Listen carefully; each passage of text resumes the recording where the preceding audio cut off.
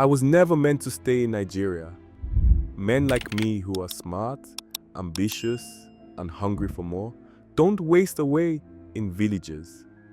We chase bigger things. We take what we want. America was my dream.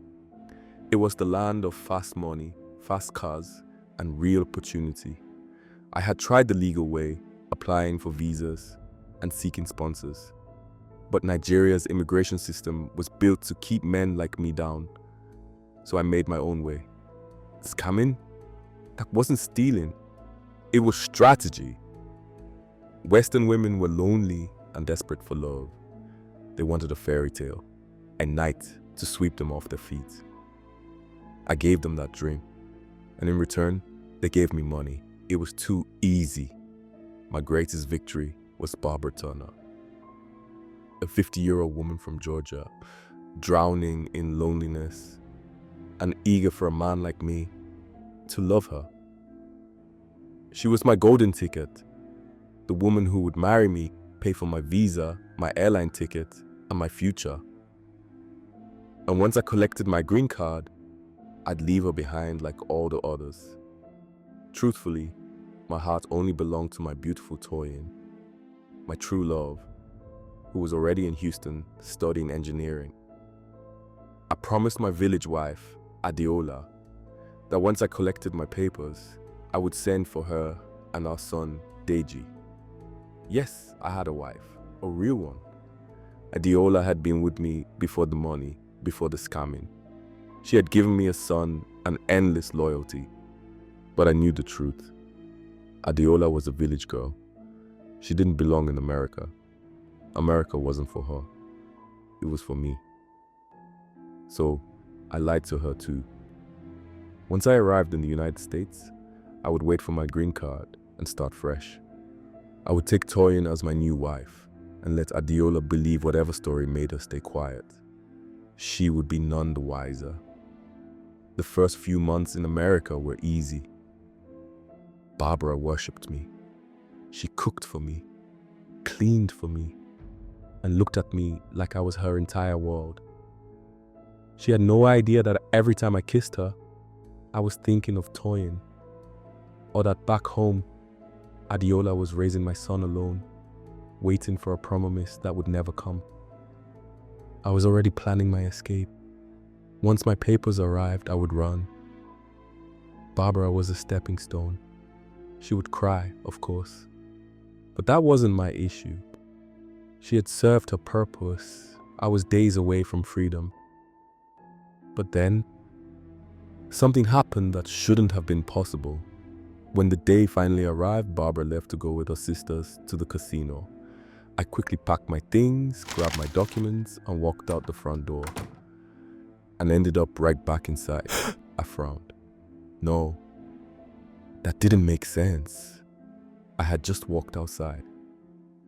I tried again. Stepped outside, breathing in the fresh air, and I was back standing in the sitting room. I stared at the walls, my pulse pounding. I grabbed my suitcase and ran to the car in the garage. I got up into the driver's seat and turned the key, ready to speed out of the driveway. But when I blinked, I was back inside. Same place, same suitcase, same nightmare. Panic rose in my throat. I tried the windows, the back door, and even the basement. Every time I ended up back inside, it felt like the walls were keeping me prisoner. I called Toyin, no connection. I emailed Adiola. The message vanished before I could send it. I screamed for help, banged on the walls, shattered a window. Nothing. I was trapped in this house. Barbara came home that night, humming softly as she placed a bag on the counter. I stood there shaking. She looked at me with those calm eyes. "Oh, honey," she said sweetly, "why do you look so upset?" I opened my mouth, closed it. "You," my voice cracked. "You did something." She smiled. "David, you're being silly. Have some tea. It'll calm your nerves." I nearly threw the cup at her. Instead, I did the only thing I could. I waited. I watched her every move. And when I heard her footsteps in the attic 2 nights later, I followed. I had always been the predator, the hunter. But when I stepped into the attic, I became the prey. A single candle flickered on a wooden table. A small doll was lying in the center. I stumbled forward, my heart slamming against my ribs. It was me. The doll was stitched in black, pinned to the table and sealed under a glass dome. Bound, trapped, helpless. A sharp breath escaped me. "You finally found it," Barbara murmured, her back still turned to me. I backed away, my chest tightening. What is it?" I asked. "Here in America, we call it a puppet." She turned to look at me. "You should know, David. You, of all people, should understand deception. After all, you built your life on it." Barbara smiled. I ran, or I tried. The moment she lifted the dome, my body collapsed. I gasped for air, my limbs frozen, my mind screaming, but my body refused to follow. Barbara crouched beside me, brushing her fingers along my cheek. "You lied," she whispered. "You stole. You played with hearts." She placed the dome back over the puppet. I gasped, my lungs suddenly working again, my body trembling. "You thought you could leave me." Her voice was almost sad. "You thought you could abandon Adeola. You thought you could run off with Toyin and forget about the woman who married you and the woman who bore your son." I froze. She knew everything. I could barely choke out the words. "Who? What are you?" Barbara only smiled. "You should have known better, David."